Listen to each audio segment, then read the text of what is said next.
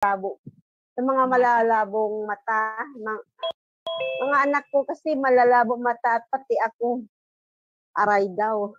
Alay ka talaga. Malabong mata. I think nasabi ko na ata ito before eh. Kasi kung ano yung lapot ng dugo mo, parehas kasi ang plasma at saka yung tubig na nandun sa mata. So, 90% water din yun. May potassium, calcium, magnesium, sodium. May mga ganun ng kung anong laman ng plasma mo, yun din ang laman ng nasa mata mo. Kaya nga, kailangan maintain nyo yung salt and water, hydration. Make sure yung supply nyo ng tubig dun sa mata, clear din siya. Kaya nga lumalabo yan. Ang dami nangyayari dyan. Even yung mga malapot ang dugo, magugulat ka pag nagalit lang. Marami ng ugat naglalabasan sa mata kasi nga malapot yung dugo nun. Kaya pag nagalit, nagkakaroon ng dugo sa hindi nagsisirculate na maayos. So nag-i-stack up dun sa sa mata, pulang-pula, yung mga walang tulog. ML ng ML. Yan, kahit bata pa yan, magkakaroon ng ganyan, lalabo mata niyan. Kasi nga, kapag lumalapot ang dugo, may epekto yan sa mata. Okay? Kasi may supply din na tubig doon at may asin din yun. May sodium din yun. Hydration lang po, yung kung sino man yun na may problema sa mata na yan. At saka, wala naman siguro, baka mayroong glaucoma yan o cataract.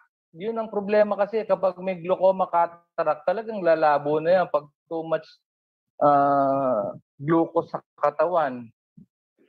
Yes. Magkakaroon ng paglapot. Yun ang problema. Hindi ko ibang usapan yan. Ganun, pero ganun din.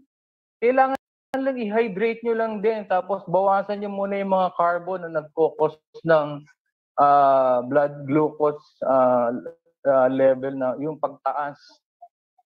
At saka pag hindi kayo hydrated at wala kayong reserve na water, pang-repel dun sa mata ninyo, every time nagkukos ng irritation niya,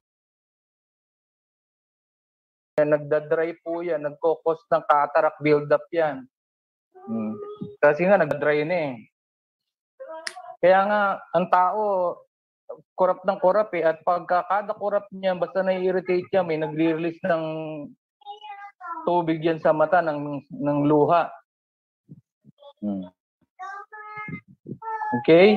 Okay. So, yung by cause na minsan yung mata is parang nanlalagkit na parang mapait na dahil kulang na sa hydrate. Yes, dry na, masakit na yung mata. Kasi walang luha eh. Kaya naglalagay silang kung ano pinapatak sa mata.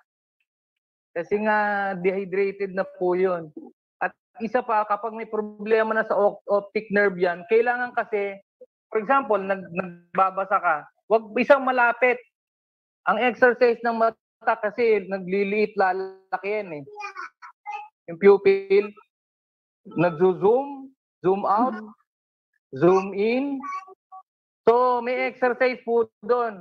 Ito guys ha. Titigin ka sa kamay mo. Malapit, malayo, diretso. Malapit, malayo. Tapos, alas 12. Malapit, malayo. Para na i-exercise po.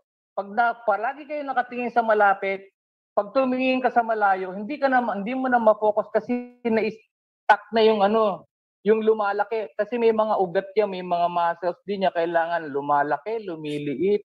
Kapag puro ka lang, malaki lang, naka-wide lang yan, na-stuck ka na for 1 week, puro na lang malapit lang, hindi ka natingin sa malayo, yun po ang exercise. Kailangan nag-i-exercise yung mata, lalaki, liliit. Exercise po yan, kaya nga alas 12, tingin ka, malayo, malapit, malayo. Tapos alas 3 naman, malayo, malapit, malayo. Nag-i-exercise po, ang tawag doon, Bates Method. I-research nyo po sa YouTube, Bates Method. B-A-T-E-S, Bates Method. Marami pong luminaw ang mata. 2020. milyon na po na paano nila. Matagal na yan, tinago lang yan kasi maraming pinagkakitaan dyan eh. Anong ginawa? Nagkakitaan mo. Bates method, BATS. Research ko nga yan. Naku po. Kaya lumabo kasi nga wala lang exercise at saka yung tubig sa mata, lumabo na rin. Kasi nga hindi na hydrated, walang salt and water. Yun lang po yun.